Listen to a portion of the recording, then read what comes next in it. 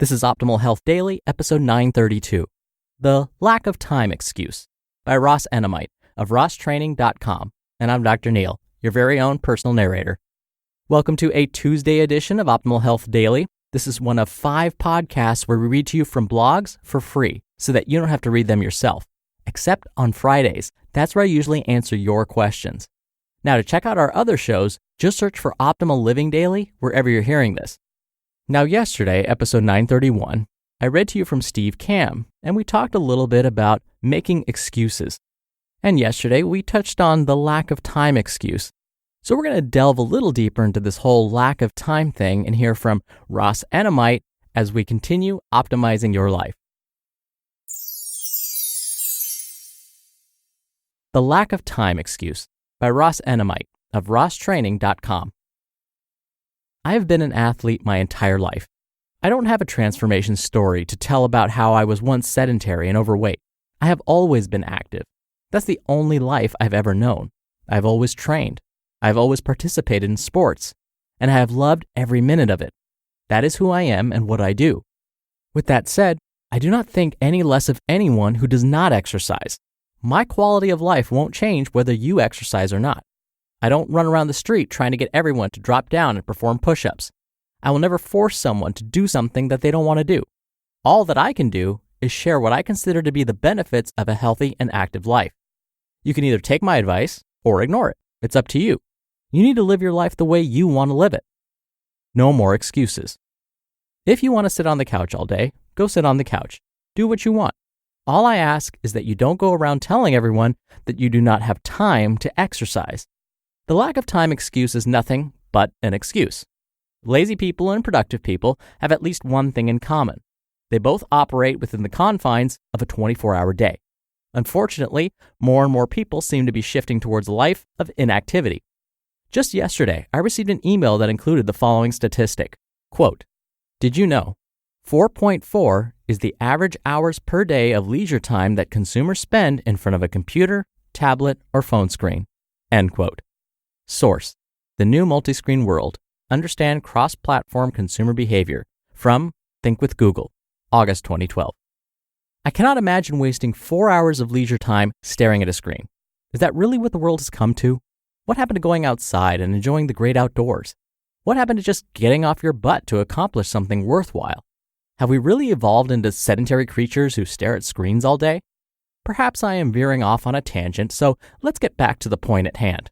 If you can find 4 hours to play on your phone, you have more than enough time to exercise. If you don't believe me, drop down right now and perform 20 push-ups. I'm guessing it will take you 30 seconds or less. Imagine if you did that 5 times each day. That would be 100 push-ups in less than 3 minutes of your 1,440-minute day. Imagine if you did the same with an exercise such as squats or lunges. And if you really want to get wild, you could knock off a few sets of pull-ups from a doorway pull-up bar. What if everyone in the world did 100 push-ups, 100 squats or lunges, and a few sets of pull-ups a few days per week? Call it a hunch, but I'm guessing we would have a lot more healthy and active people. But Ross, let me guess. You are busy. You have kids. You work long hours. But guess what? I do too. I work 6 or 7 days a week. I work long hours. I have kids. I have a dog. I volunteer in the community.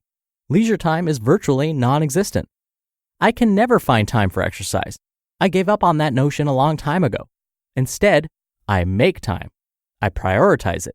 I plan for it in advance. If it means I need to wake up earlier, I wake up earlier. If it means I need to get to bed later, I will go to bed later. If I need to drop down and perform push-ups at random times, I'll drop down and perform push-ups.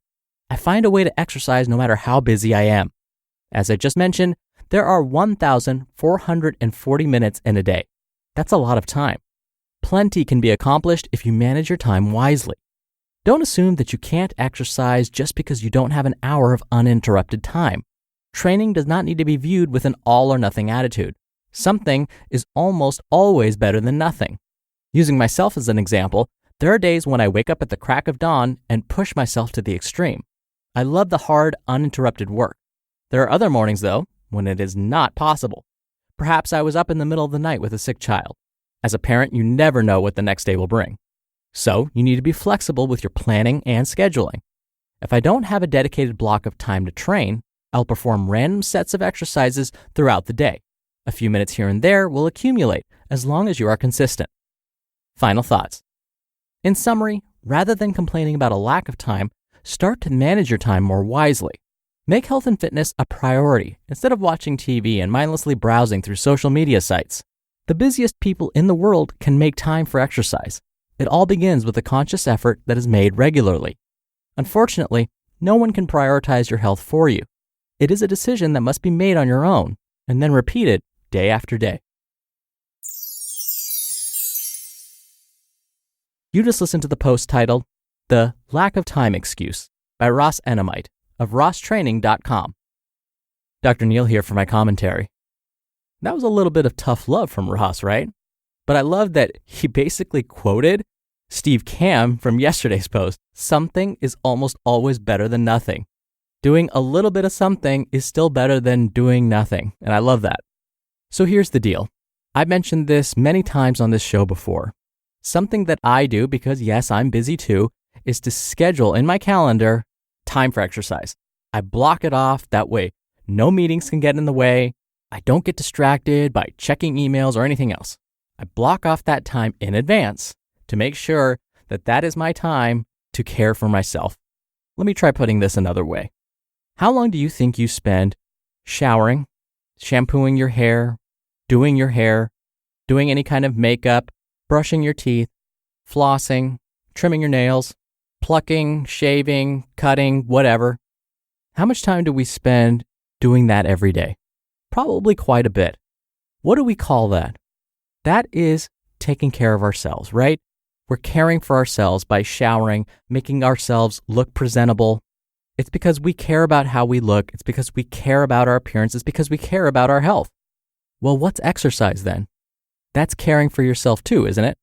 You already know all of the wonderful benefits exercise has on the body. We don't need to convince you of that.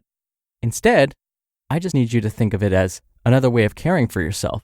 You already do that, just in other ways. Think of exercise as a new way of caring for your body. Again, you prioritize caring for your body in other ways. You just have to make exercise part of that routine too. All right, that's it from me for today. Thank you for listening. Thank you for being a subscriber of the show. Have a great rest of your Tuesday, and I'll see you back here tomorrow where your optimal life awaits.